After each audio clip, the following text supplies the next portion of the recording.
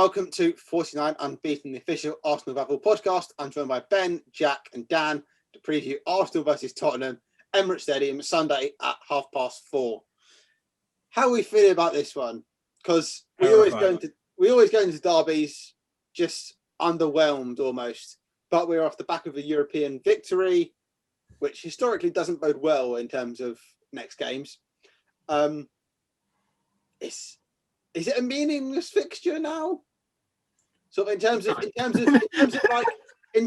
league. Agreed. Yeah, it is. Yeah. In terms of the league, neither of us are going to do anything in the league. We're both focusing on winning the European Cup. Is it just going to be like a meh? No, the North London derby is always. Of course not.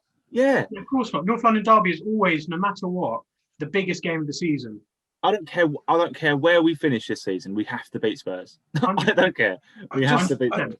I just think it's so like with fans there, I can understand, but no fans there. I can't even meet my Spurs mates. The worst I'm going to get is a text message saying, "Hey, we lost." Yeah. Ben, it's all we've got to hold on to at the moment. Okay, let us have our moment. Yeah, let's have our moment.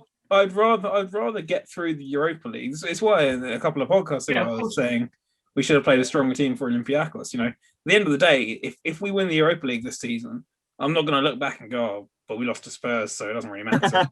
Whereas if we beat Spurs but don't make it through the Europa League, I'll be like, "Yeah, so what?" It's obviously a big game in terms of the hatred between the club, hatred between the fans. But I sort of agree with Ben. It's just like it's not going to go towards anything. You don't get a trophy for beating your rivals. You don't get.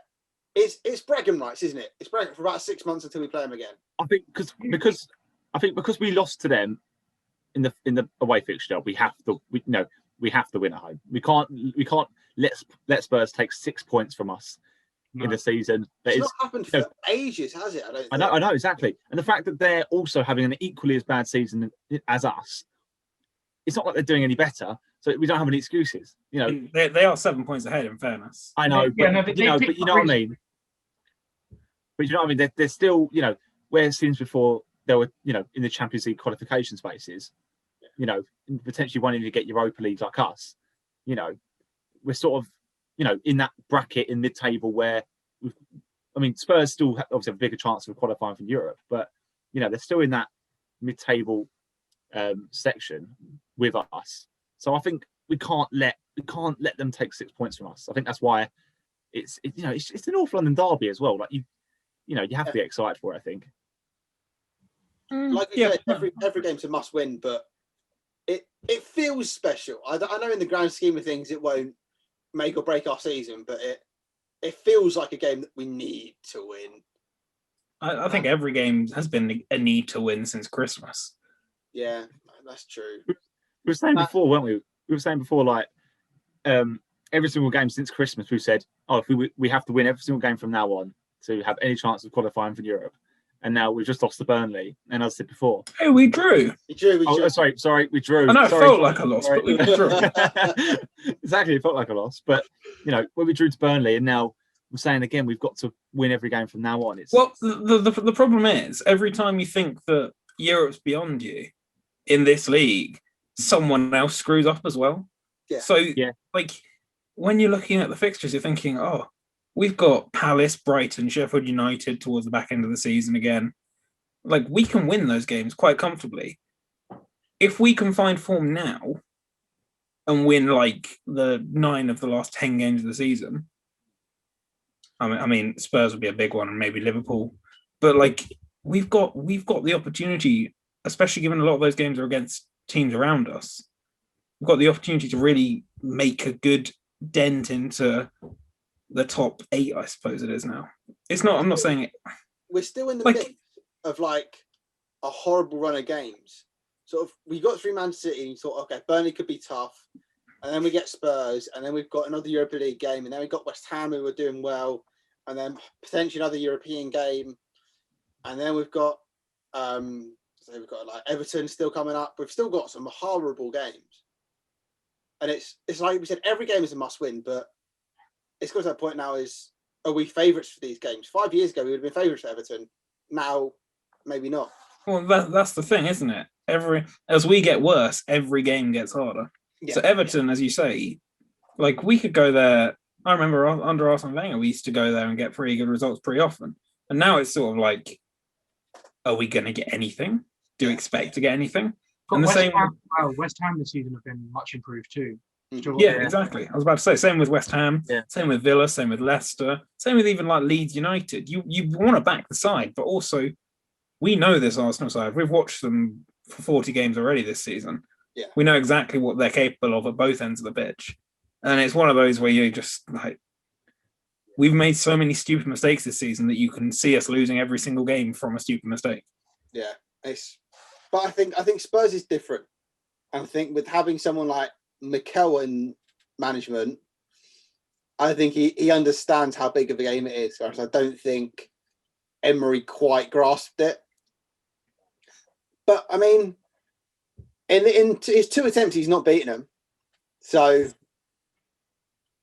I don't. He's lost both, haven't he? Because there was the Kolasinac error that played in Heung-min Son last season, and then the Thomas Partey walking off the pitch during a counter-attack this season. Yeah. Sorry to remind you, Jack. Yeah. But I mean, you say Emery didn't understand. I think he did because we got some pretty good results against Spurs under Emery. Like we got that 4-2, which is, I mean, I'll be honest, that's the one I was thinking of immediately. Yeah. When Torreira scored and then took his shirt off, and that was probably the best thing he's ever done. No, do not disrespect my man. Don't get him started. Don't get him started on Torreira. Do not disrespect my man Lucas like that, honestly. You've not learned so far. You've not learned. Torreira peaked in that game. Emery's Arsenal peaked in that game effectively, and then it all just went downhill from there. That was the best performance, accompanied with the Valencia semi-final. Yeah. I think also, you say Emery got us some good results. I think that's the only time Emery actually beat Spurs. Because there's the 4-2, and then at the Emirates there was the 2-2 draw, and then we lost twice at their place. I'll be honest, that's the one that I remember. Yeah, of course. Yeah, naturally. Big games, this is what I mean though. Like, unless we're going to go and beat them 4-2, 5-2, but they're the ones that stick out. I don't remember us losing 1-0 in 2015 to Spurs. If we did, 2-1, it doesn't matter. Like, we lose that game, we move on, carry on. Yeah. That's fair enough. Is it the most meaningful game to Arsenal fans? Is that the game everyone looks to? Is that the game you look to? 100% North London derby. I mean, you see it with all the predictions, all the previews. Every Arsenal fan will say, the second the fixture list is released, where's the North London derby? Where's home and away? You look for your other big ones like Manchester United, Chelsea. Those are probably your other ones you look for. But straight away, it's where's Tottenham? Where's Tottenham? Yeah. Like North London derby, no matter the context, is always the biggest game of our season. Yeah. I mean, I always look at the first 3 games and last 3 games as well. Yeah. You can always get a pretty good idea from there how Arsenal are going to do. Like if we start with Chelsea and Man City, you can tell it's going to be a interesting season. Yeah. And if you end with them, you look at the final games to see where we're going to be lifting the league trophy at, which ground we're going to be lifting it at. So, yeah. But we've both had, as Jack said, we've both had poor seasons by our standards. But we're both in the last 16 of a European competition. Both have won our legs. I know they played at home, so they've got almost a geographical advantage of they don't have to travel. They're in a final of a League Cup, but you expect City to beat them. It's not been great for the North London teams this year, has it? And it's normally this game would receive a lot of hype, and I've just not seen it or felt it this year. It's quite disappointing, isn't it? Yeah. Where both teams have failed to reach, heights of previous seasons, and now as you mention it, going into this North London derby is sort of like, well, if any team loses, it's not going to affect our season because our seasons are technically already over, aren't they? Other than the European competitions, and obviously Spurs got the final to play. Yeah, if as you put it like that, it is quite disappointing to know, where there's previous hype. But I think Ben, you said before the podcast started, the fact that there's no fans in the stadiums as well, I think also adds to it a little bit, like the meaning Yeah. of it in a way. But yeah, it's just it's just. I'm feeling a bit like I'm feeling a bit low going into it. Just there's no buzz around it at all. It's not been built up by Sky or BT. I forgot who have the rights to it. I think it's Sky. Sky, it's a Sunday game. There's nothing there. You normally sort of see they get ex-pros on, sort of maybe get re-show an interview with Thierry Henry. There's nothing. There's just a lull around it. I don't know if that's because it's a day after a European game, finish that, and then let's focus about it for the next couple of days. But it doesn't seem to have that attention to it anymore, considering the poor season we both had. No, without fans, it is just unfortunately another game of football. Yeah, like it is so underappreciated how much fans make a football match, and I think everyone's had a real eye opener to even players, staff have really kind of seen the difference. Football is nothing without fans. Like if there wasn't for fans, then like it's part of the entertainment, like the crowd being here at the football game, and it just doesn't have that buzz about it anymore. And it is literally just, unfortunately, another 90 minutes of football, which is incredibly important, and you try and get yourself hyped up for. But unfortunately, because there isn't 60-odd thousand people at the Emirates getting behind the Arsenal side, it isn't one to, unfortunately, kind of see in that light anymore. Yeah, but I think as well there's a similar thing across all games this season. I think the Manchester derby had no hype either, really. I think it's just a case of both the fans aren't there, which, as you say, is a huge issue, but also the games are so often. Every game is televised, and games are basically every day. Yeah. Like we had the Monday night fixture, which was Chelsea playing. Who were they playing? I can't remember off the top of my head. I think Chelsea played, and then that was a 6 p.m. game. Yeah. And then you had an 8, and then you had Tuesday and Wednesday with Champions League. You had Thursday with Europa League. Tonight there's another game, and then there'll be a full fixture list over the weekend. And games every 3 days without fans just become quite a drain. Yeah. Like if there are fans there, you get that little boost, I would guess, as a player.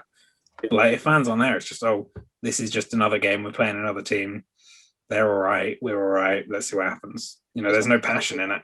It's hard to keep track of what games are happening because you sort of, like you said, there's games happening every 2 days. And you're like, oh, they're playing then, and sort of, I've only got to wait another hour until the next game, and it's just a bit. It's kind of cool in a way, but also because they want to show every single game, you get like instead of 6 3 p.m. games. On a Saturday, you'll get 1, and then you'll get like 4 on a Sunday, 4 on a Saturday, 1 on a Friday, 1 on a Monday. 8 o'clock at night on a Saturday night. Yeah, it's like it's never complained of too much football, but it almost feels they're forcing it. Like it's very different with the World Cup, or if they like the Champions League is like a mini tournament, but you're sort of playing 38 games in the space of what feels like not even 38 weeks. It's draining almost to sort of say, oh yeah, we got game on Saturday, we got European game, then we got a game on Sunday, then we play Tuesday, and then we get a week off, and then we're playing Thursday, and it's hard to keep track almost. Where can we see this going tactically? Because I mean, I've sort of seen Charles Watts and journalists sort of saying that the team on Thursday was an inclination that certain players would be rested and certain players come back in. I want to put out a team that I'm confident in, but I'm very worried we're going to see rest for this game, considering who played. What would you constitute a team that you're confident in? I'd be more confident in seeing Aubameyang and Saka start than I would necessarily be with Lacazette and Pepe. Yeah. So are you saying the team that started against Olympiacos would be the team that you'd feel confident would, give Spurs a go? On the whole, I mean, I'd rather Cedric over Bellerin, to be perfectly honest. The form he was in, Mari, maybe over Gabriel, but Gabriel had a decent game and scored. So on the whole, but maybe with a few exceptions. I think Partey Xhaka pivot is quite important. I think that should be the midfield. Yeah, I think Partey coming off sort of is an obviously we can't predict anything, but it's looking like that he could potentially start on Sunday because of him being substituted, in the second half. So should we go through the team that we want to see? I mean, I think the team we will see will be something like Leno and then Cedric, Holding, Mary, Tierney. An 11? Should we go through it? Yeah, go for it. We go for an 11 we'd like to do, yeah. So Leno in goal, obviously, no debate. Cedric at right back or Bellerin? Wait, are we doing who we think or who we would like? Let's go who we want. So I think you never predict a Mikel Arteta team. Yeah, I would rather see Bellerin personally because he's one of those players that gets to the North London derby, and I remember last season, yes, it was a difficult result, but when he just kind of really found a new burst of life, and I think he's one of the players that I want on that pitch in the North London derby, and then the second leg. Yeah, because obviously he's been at Arsenal for so long, he knows what it means. He's experienced so many North London derbies. I think it'd be important for him to start. I think. Yeah. Over Cedric. I think if he's fit enough to play 90 minutes again, I'd play him. But I think Cedric will probably start. Yeah. I think Cedric will start. I'd rather Cedric in, but I'm happy to put Bellerin into our combined team. Centre halves, interesting one, I think. Gabriel and Luis for me. Gabriel and Luis for you. Yeah. Holding and Mary for me. I think it's tough. I think Gabriel and Luis. I like that partnership a lot. I like the partnership, but I think that Arteta likes to sort of rotate his two partnerships. I think Pablo Mari against Harry Kane would actually be really quite interesting on a tactical level. Yeah, that's a good point. He doesn't need the most pace to negate Harry Kane, whereas I think Gabriel, his tendency to rush into a challenge might leave us a bit exposed if you've got Son and Bale running in behind. David Luiz does it as well. Well, yeah, exactly. Holding and Mary maybe safer hands in terms of they're not get in your faces defenders. They're sort of let the midfield press and then deal with the ball when it comes in. Yeah. I'm not his biggest fan, but I think this is a game that Luis knows how to win in his Chelsea days. Yeah. I'm with Ben though. I like Mari, so I personally want Luis and Mari, but Arteta doesn't normally combine them. I'll probably say Luis and Gabriel then if we're thinking of a partnership. But I'd rather see Luis and Mari just because I think that'd be an interesting dynamic, like you set up against. And Tierney's a no-brainer, right? Tierney, straight away. Yeah. I think so. So are Partey and Xhaka. Yeah, I think so as well. If they're fit, they'll both play. 100%. I think Partey playing 54 minutes or something like that is a real tell that it's an important game for him. Well, he's crucial for us, isn't he? He's our most important player, both in terms of ball progression and also winning the ball back. He takes that midfield up a whole nother level. Our five most important players are, I would say, Leno, Tierney, Partey, Saka, and Aubameyang. Yeah. Those are the players that our core team is built around. Yeah. I think the next sort of right wing, if he's fit, Bukayo Saka is who we'd like to see. Yeah. Yeah. We're probably going to see Willian. I think we'll see Saka probably.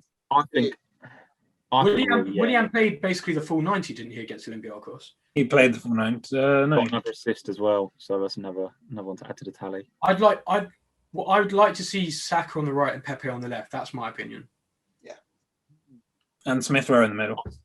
I don't know. Yeah, no Odegaard. I just think Smith Rowe probably. Well, if you're going to start on players that sort of get the North London derby if that's the reason you're starting Bellerin, Smith Rowe is one of those players, and I think Smith Rowe, if he's fit enough to play 90 minutes, and I'm not sure he will be. I'm like holding back about because he came on for some time against Olympiacos, but I'm just questioning: is he fully fit? Yeah, he looked really sharp against Olympiacos. To be fair, he did look good when he came on. Yeah, I can see Arteta starting Smith Rowe. To be fair, I can over because. Over Odegaard, maybe just because against Spurs we need that bit more of a direct attacking approach in a way, but then again you don't really know what you're going to get, do you? Really, obviously in this fixture. So Saka, we'd like to see on the right. All agreed? Yeah. Smith Rowe or Odegaard down the middle of the three? Smith Rowe. Smith Rowe, Jack, Yeah, Smith Rowe. Dan. Yeah, I agree. Yeah. Yeah, happy with that. And then left wing. Pepe. Aubameyang, I think. Ooh. Yeah. Either, to be honest. Yeah, I think I'd like to see Aubameyang on the left, just so that. But do you think if, say for example, Pepe did start on the left, do you think he'd start Lacazette over Aubameyang? No. Yeah, I think Aubameyang will play this game no matter what. Aubameyang has to, he has to play this game. Absolutely. Yeah. So I'd say Pepe probably has to play this game as well, though. Yeah. I think so as well. You mean you look at Aurier? Aurier's not had the best of seasons. He's been okay in moments, but I'd really like to see Pepe test him and see if he can. He has done really well on the left, hasn't he, when he's played there? Aubameyang on the left-hand side, he's good at scoring goals, but when it comes to in a game when we're probably not going to have as much as a ball, you want ball carriers that can move the ball. And Aubameyang is someone that likes to receive the ball in advanced positions, but can't really move with the ball. And Pepe can carry and beat players, and Oba can't really do that. So I'd personally like to see Pepe in this game because I think it might be a tough game for possession kind of wise. Yeah, I'd agree with that. Pepe on the left then? I'm happy to go with Pepe. Yeah. Aubameyang down the middle. Yeah. I mean, I don't think that's going to be the team that starts, but no, it's a pretty good team. Who do you think will start? Who do you think will come in there? I think Cedric plays. I think Holding play. Yeah, I think Willian is involved somehow.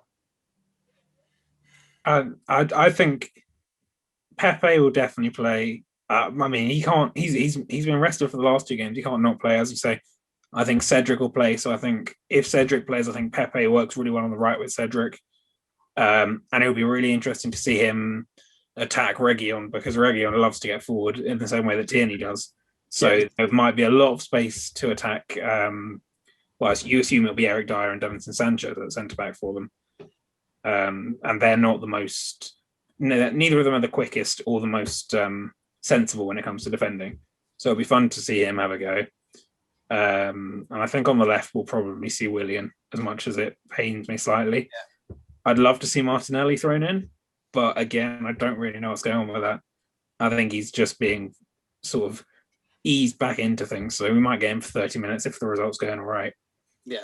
But yeah, the thing with Martinelli as well is that we haven't really had a game to chuck him back into yet. You want a game where you're cruising 3-0 in like the 70th minute and Martinelli can get 20 minutes to get his minutes up. But we've had Olympiacos where we were 1-1 at 80 minutes. We've had Burnley where we were 1-1. We've had Benfica. We've just had horrible games for him horrible situations for him to try and come into. Yeah. Because if he doesn't do something right, if he misplaces a pass at 1-1, that's suddenly hugely scrutinised. Yeah. Just bring it to the end. Where can we see this going with score? Like, I know it's our favourite part of the show to predict the outcome of a game that we don't even have team news for yet. So I'll start with you, Dan. Just talk us through sort of your score prediction and maybe why. I can see it being a very cagey game. I don't know. We're at home this time, so it feels like a long time. Yeah, it feels like a very long time since we last played. I think the last time we played Spurs at home, it's got to be ages ago now. I can't even remember. But it feels like a while. Yeah. When was it? Last season, probably. Yeah. I can't remember. Was it March? Was it March last year? Was it when Emery was still in charge, or was I thinking back too far? Emery had one, and Arteta had one last season, and Arteta had one this year. Yeah. So yeah, no. It's been a very long time since we played Spurs at the Emirates. So, but I hope we can try and control the game a bit more. But I think Spurs are very dangerous, and the one player that scares me the most is Gareth Bale. I think he's a big danger man at the moment. So we'll have to wait and see what the team throws at us on the day. Hopefully, it's a strong 11. But never predict an Arsenal loss, especially not against Spurs. Of course. But I'm going to say 2-1 Arsenal. I don't think it's going to be like a big scoreline. I think it's going to be tight. Fair. Ben? It's going to be 16-0, isn't it? Spurs. But in more seriousness, I think Dan's right. I think it'll be quite it can go either one of two ways. It can be a really cagey affair, or it could be Spurs cut us open with their first attack, or we give them a goal in the first 5 minutes. So it becomes a really, like, there's nothing you want less than Spurs trying to defend a lead and just hitting you on the counter with Son, Kane and Bale. I think it will probably be the former. I can't see an early goal. Although, I'm very good at foretelling things that won't happen and then do. I think I'll go with Dan. I think it'll be 2-1, 2-2. I'll go with 2-2 just to be different. Jack? Can I just say, by the way, so I've just checked, and the last time we played Spurs at the Emirates was the 2-2 draw when Unai Emery was still in charge. So we haven't played them there for over a year now. It's September 2019. Oh, my God. That was a lifetime ago. Yeah. I mean, pre-COVID. it is a tough one to predict. North London derby can go either way, but as you said, I don't think it's going to be. I can't predict an Arsenal loss, but come and sit on the fence with me. There's space for both of us. I'm gonna go a step further. Actually, I'm gonna go extreme. I don't think we're going to concede. There you go. I'm gonna go 2-0 Arsenal. I like it. And our resident pessimist. Our resident pessimist. I don't have as much faith in this team as you do, Jack. I think we will concede. I think we might concede more than once, and it'll be Kane and Bale just to rub salt in the wounds. I mean, Harry Kane will get his penalty that he does always score against us. Yeah. I concur that we can't predict an Arsenal loss, so in that case, I'm going to have to say 2-2. But what? Do you want me to go and predict we're going to win 3-0, Dan? Mate, you're so negative. You're so negative. I think 2-2 is a respectable scoreline against. No. 2-2 at the end. I know I've predicted it. I think it will happen, but I wouldn't go as far as saying it's respectable against Spurs. No. Like, form, and Gareth Bale's now the best winger in the league. Yeah, but it's Tottenham. He's not Willian. Come on, Willian's got 7. We're going to win 3-0. We're going to win 3-0. There you go. Okay. We're going to win 3-0. Better. Come on, you Gunners! Yeah! 3-0 Arsenal by prediction. Let's see if any of those hopefully do come true. And we will be here on Sunday. Maybe with an Instagram live once the team comes out. We'll see, maybe. Immediate reaction, depending on the result. If we win 4-0, and Josh's blood pressure, to be fair, and we'll jump on a podcast, and we'll be beaming. If not, you won't see us until Monday, maybe Tuesday, depending on if we've recovered from that potential poor result. But in the meantime, thank you for watching or listening, depending on what you're doing. Make sure to like, subscribe, comment, share. Watch our previous video. We did an Olympiacos review. Watch anything we've got on our YouTube channel. You'll definitely enjoy it if you've enjoyed this one. And we're looking forward to Sunday. Thank you and goodbye.